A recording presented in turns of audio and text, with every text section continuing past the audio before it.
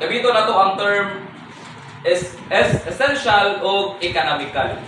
So, essentially speaking, our God is one. Sa iyang pagkamao, usa rin siya ng Diyos. Example, sa Matthew 28:19, unsay gingon din ha? Go therefore. Go therefore, disciple all the nations, baptizing them into the name of the Father, and of the Son, and of the Holy Spirit. Tantawan ninyo ang context mga igsoon. Gingon din baptizing them into the name of the Father, and of the Son, and of the Holy Spirit. Asa siya naka-address sa pagbaptize? And Both Father, Son, and Spirit. Pero ang gigamit nga term, into the name. So, unsa ng name?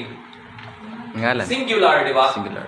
So, meaning, essentially speaking, sa Matthew 28:19, ang atong Diyos niya, nag-refer siya sa iyang pagkamao.